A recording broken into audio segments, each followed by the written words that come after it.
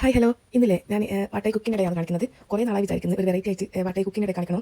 അപ്പോൾ ഇന്ന് ഞാൻ എന്തെല്ലാം ഫുഡെല്ലാം ഉണ്ടാക്കുന്നത് കാണിക്കാം. അപ്പോൾ നമ്മൾ വിചാരിക്കുന്ന പോലെ ഫുഡ് കഴിക്കുന്നത്ര എളുപ്പമല്ല ഉണ്ടാക്കാൻ വേണ്ടിയിട്ട്.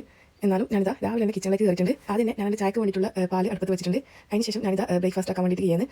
ഞാൻ ഇന്ന് രാവിലെ തന്നെ ഉപ്മാവാണ് ഉണ്ടാക്കുന്നത്. അതിന് വേണ്ടിയിട്ട് ക്യാരറ്റും പിന്നെ പച്ചമുളക് ഉള്ളി ഇതെല്ലാം എടുത്ത് വെക്കുന്നുണ്ട്. ഇനി ഇതൊന്ന് തൊലിയിലും കളഞ്ഞിട്ട് ചെറുതായിട്ട് ഇതുപോലെ അരഞ്ഞെടുക്കുക. ഇനി ചെറുതായിട്ട് മുറിച്ചതിനെ നമുക്ക് ഇതൊന്ന് മാറ്റി വെക്കാം. ഇത് അപ്പോഴേക്കും നമ്മൾ പാൽ റെഡി ആയിട്ടുണ്ട്. ഇതിന് ഒരു ഗ്ലാസ് ഞാൻ കുഞ്ഞി കൊടുക്കാൻ വേണ്ടിയിട്ട് ഒരു ഗ്ലാസ് പാൽ മാറ്റി വെക്കുന്നുണ്ട്. ഇനി ഞാൻ ഇതിലേക്ക് നമുക്ക് ചായപ്പൊടി ഇടാം. ഇനി ഇത് നന്നായിട്ട് ഒന്ന് തിളപ്പിച്ചെടുക്കാം. തിളച്ച് വന്നു കഴിഞ്ഞാൽ നമുക്കിത് ഓരോ പാത്രത്തിലേക്ക് ചായപ്പൊടി ഒന്ന് അരിച്ചിട്ട് നമുക്കൊന്ന് അയച്ചു കൊടുക്കാം. ഇനി ഇതിലേക്ക് ഞാൻ ആവശ്യത്തിനുള്ള ഷുഗർ ഇട്ട് കൊടുക്കുന്നുണ്ട്. അങ്ങനെ എൻ്റെ ചായൻ്റെ പരിപാടിയിൽ കഴിഞ്ഞിട്ടുണ്ട്. ഇനി നമുക്ക് ബ്രേക്ക്ഫാസ്റ്റിന് ഉപ്മാവ് റെഡിയാക്കി എടുക്കാം. ഇനി ഇതിൻ്റെ കൂടെ ഞാനിത് ചുവന്ന മുളകില്ലേ, പൊടിക്കാത്ത മുളക്, അത് ഒന്ന് മുറിച്ച് വെക്കുന്നുണ്ട്. ഇനി ഒരു പാത്രം എടുത്ത് വെക്കാം. അതിലേക്ക് ഒരു 2 ടേബിൾ സ്പൂണോളം വെളിച്ചെണ്ണ വെച്ച് കൊടുക്കാം. ഇതിലേക്ക് 1 ടീസ്പൂൺ നെയ്യ് കൂടി ചേർക്കുന്നുണ്ട്. നെയ്യ് കൂടി ചേർത്തതിന് ശേഷം ഇത് നന്നായിട്ട് തന്നെ ഒന്ന് ചൂടാക്കി എടുക്കാം. ഇതിലേക്ക് ഞാൻ കടുക് ഇട്ട് കൊടുക്കുന്നുണ്ട്. കടുക് പൊട്ടി വന്നു കഴിഞ്ഞാൽ ഇതിലേക്ക് 1 ടീസ്പൂൺ ഉലുവ ചേർത്ത് കൊടുക്കാം. ഇതിലേക്ക് ഞാൻ അരിഞ്ഞ് വെച്ച ക്യാരറ്റും ഉള്ളിയും പച്ചമുളകും കൂടി ചേർത്ത് കൊടുക്കുന്നുണ്ട്. ഇനി നമുക്കിത് ചെറുതായിട്ടൊന്ന് വഴറ്റിയെടുക്കാം. ഇതൊന്ന് വഴന്ന് വന്നു കഴിഞ്ഞാൽ ഇതിലേക്ക് ഒരു കപ്പ് റവ ചേർത്ത് കൊടുക്കുന്നുണ്ട്. റവ ഇനി നന്നായിട്ട് ഒന്ന് വറുത്തെടുക്കാം. അങ്ങനെ ഞാൻ നന്നായിട്ട് ഒന്ന് വറുത്തെടുത്തിട്ടുണ്ട്. ഇതിലേക്ക് ഞാൻ 1 ടീസ്പൂൺ മഞ്ഞൾപ്പൊടി ചേർത്ത് കൊടുക്കുന്നത്, പിന്നെ കുറച്ച് ഉപ്പ് കൂടി ചേർത്ത് കൊടുക്കുക. എന്നിട്ട് നന്നായിട്ട് ഒന്ന് മിക്സ് ചെയ്തെടുക്കുക.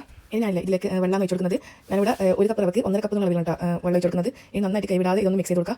ഇത് മിക്സ് ചെയ്തതിന് ശേഷം ഇതൊന്ന് ലോ ഫ്ലെയിമിൽ അടച്ച് വെച്ചിട്ട് നന്നായിട്ട് ഒന്ന് വേവിച്ചെടുക്കുക. അത് ഇനി ഒന്ന് വെന്ത് വരട്ടെ. അപ്പോഴേക്കും നമുക്ക് ടിഫിൻ ബോക്സിലേക്ക് വേണ്ടിയിട്ട് 2 മുട്ട ഒന്ന് പുഴുങ്ങിയെടുക്കുന്നുണ്ട്. ഇനി നമുക്കിത് നമ്മൾ ഉപ്മാവ് റെഡി ആയിട്ടുണ്ട്. ഇനി നമുക്ക് ഉപ്മാവ് ചൂടോടെ കഴിക്കാം. ഞാനിവിടെ ഉപ്മാവിൻ്റെ കൂടെ പഴമാണ് കഴിക്കുന്നത്. ഇനി നമുക്ക് മുട്ട ഒന്ന് ഫ്രൈ ചെയ്തെടുക്കാം. ചീനച്ചട്ടിയിൽ വെളിച്ചെണ്ണ വെച്ചിട്ട് അതിൽ കുറച്ച് മഞ്ഞപ്പൊടിയും പിന്നെ മുളക് പൊടിയും കൂടി ചേർത്ത് കൊടുക്കുക. എന്നിട്ട് മുട്ട ചെറുതായിട്ടൊന്ന് ഫ്രൈ ചെയ്തെടുക്കാം. ഇനി മുട്ട ഞാൻ 2 മുട്ടയും ഒന്ന് കട്ട് ചെയ്തെടുക്കുന്നുണ്ട്.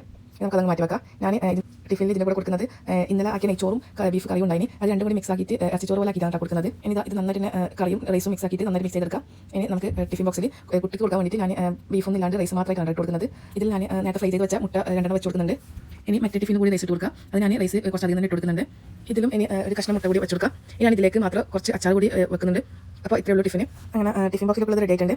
ഇനി നമുക്ക് ചോറിന് കുറച്ച് ചോറ് വെക്കുന്നുണ്ട്. അതിന് വേണ്ടി ഞാൻ കുറച്ച് വെള്ളം അടുപ്പത്ത് വെക്കുന്നുണ്ട്. ഇനി അതിലേക്ക് നമുക്ക് ഒന്ന് തിളച്ച് വരുമ്പോഴേക്ക് നമുക്ക് അരി ഒന്ന് ക്ലീൻ ആക്കി എടുക്കാം. ഞാനിവിടെ 1 കപ്പ് അരി മാത്രമാണ് എടുക്കുന്നത്. കുറച്ച് റൈസ് മാത്രമേ വെക്കുന്നുള്ളൂ. ഇത് നന്നായിട്ട് കഴുകിയെടുക്കാം. ഇത് റേഷൻ അരിയാണ്ട് തന്നെ പെട്ടെന്ന് തന്നെ വെന്ത് വന്നോളും. അങ്ങനെ വെള്ളം തിളച്ച് വന്നിട്ടുണ്ട്. ഇതിലേക്ക് ഞാൻ അരി ഇട്ട് കൊടുക്കുന്നുണ്ട്. ഇതൊന്ന് പകുതി മാത്രം അടച്ച് വെച്ചിട്ട് നന്നായിട്ടൊന്ന് വേവിച്ചെടുക്കാം. അങ്ങനെ റൈസിലൊന്ന് വെന്ത് വന്നിട്ടുണ്ട്. ഇനി നമുക്ക് ഒരു പാത്രത്തിലേക്ക് വെള്ളം ഒന്ന് ഊറ്റിയെടുക്കാം.